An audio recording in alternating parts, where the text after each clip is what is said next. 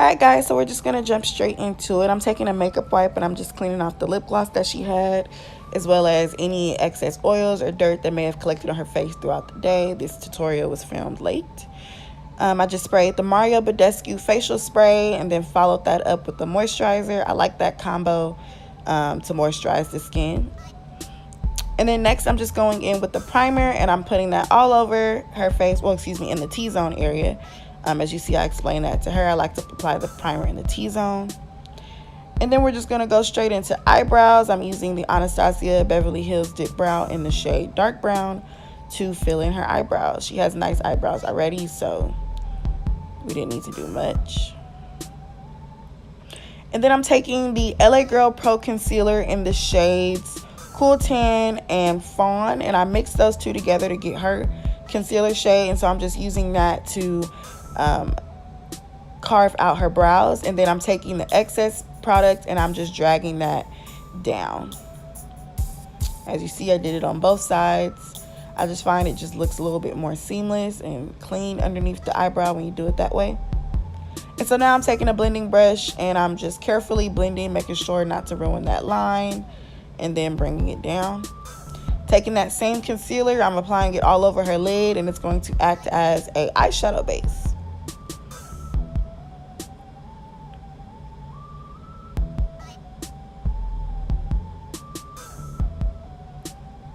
So now I went into the Anastasia Beverly Hills Subculture palette and I used this orangey shade, as you'll see in the next clip. And I just like to pat the color in and then blend the shade out. So that's the shade right there. And as you see, I pack it into her crease first and then blend it to give it to, to make it look more seamless. And then I went into the Morphe 3502 palette and I took like a medium brown shade and I just put that all over into her crease just to deepen it up a little bit. And so here I had used a darker brown shade. So throughout the blending process, I was transitioning between the two brown shades until it gave me the look that I was going for. And again, you want to pat the shade in and then blend it out. That way you get maximum color payoff. And then taking that same concealer, I'm just going to cut her crease.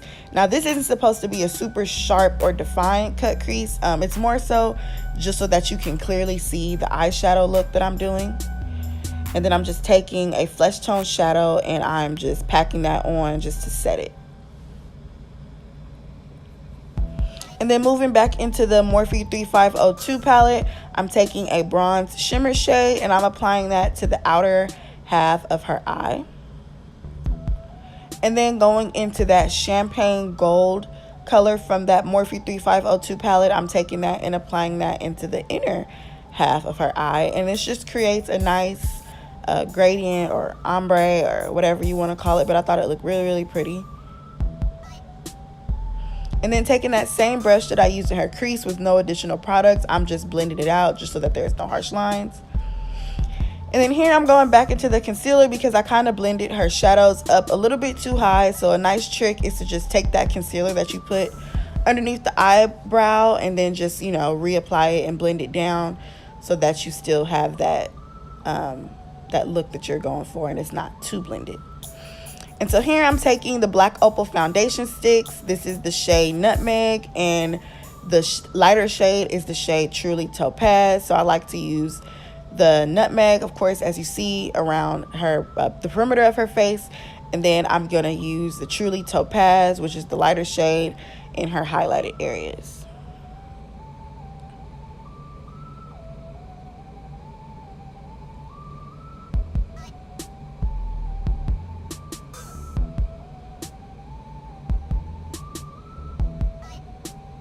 And then taking a stippling brush, I like to use a stippling brush to blend first because it gives me a more airbrush look, which is how I love foundation.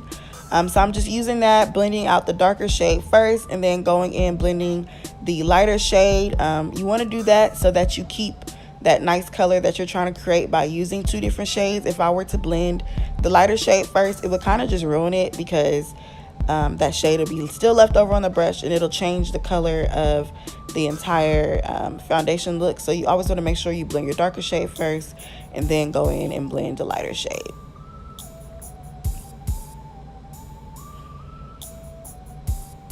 Then to perfect everything, I go in with a Real Techniques sponge, and I'm just blending everything in, making sure there's no streak marks or anything like that from the brush.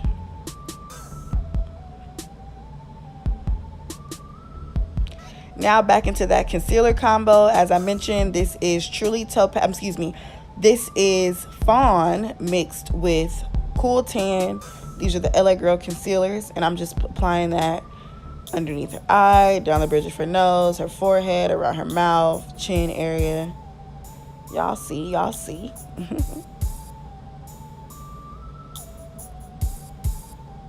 And then I'm gonna go back in with the Real Techniques. I can't talk today. I'm gonna go back in with the Real Techniques sponge and blend everything out.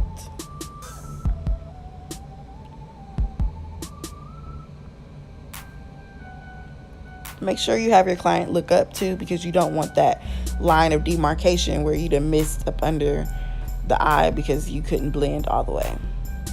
So just blend until it's all seamless, girl. Keep blending until your hand hurt, girl. Blend it in, okay? Blend it in. Now I'm taking another foundation stick from Black Opal, and I'm just using it to bronze her face up. It's not really a contour shade. I didn't want to contour her. I'm more so bronzing because that's the look that I'm going for. Nothing too harsh. And then I started to notice that her mouth was creasing up, so I re-blended that out and then applied some powder, and then of course set her under eye as well. This is the Laura Mercier translucent powder.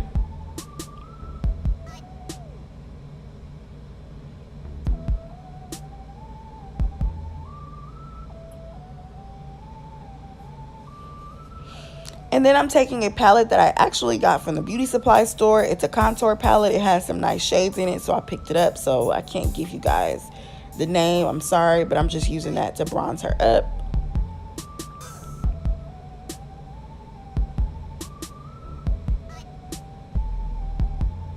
And then taking a flesh tone powder on the brush, I'm using that to dust off the excess powder.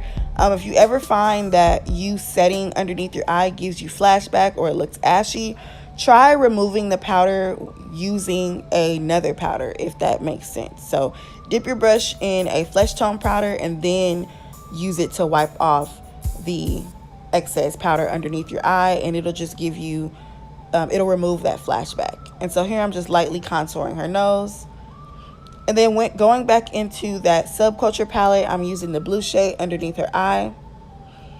And so now I'm just applying some powder. I started to notice that there was some fallout, so I just applied that powder to catch it. And so I'm just still applying that blue shade until it gives me the color payoff that I'm looking for. And so here I took the NYX glitter glue, and I just put that all over where I just applied that shadow. And then now I'm packing a custom blue blend of glitters that I made. I'm packing that underneath her eye, and I love this. And again, back into that flesh tone powder to dust off the excess as well as remove any glitter fallout. And then here we're applying our highlight. This is the Anastasia Beverly Hills Glow Kit in Sunkissed, I believe is the name of it. And OMG. I mostly just mix all the shades together and apply it as a highlight.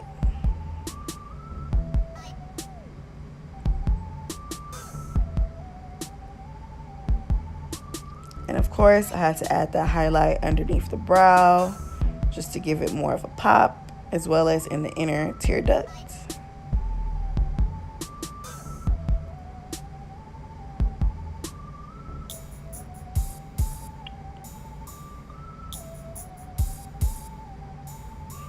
And then here I'm just applying her lip gloss. This is her personal lip color, so that's why I'm using it directly from the tube. And then I'm just applying the brown liquid lipstick just as a liner because that lip color was just a little bit too sheer, so I needed to add some more definition and dimension into her lips. So I just applied that. And that's the final look, guys. Thank you so much for watching, and I'll see you guys in my next video. Bye bye.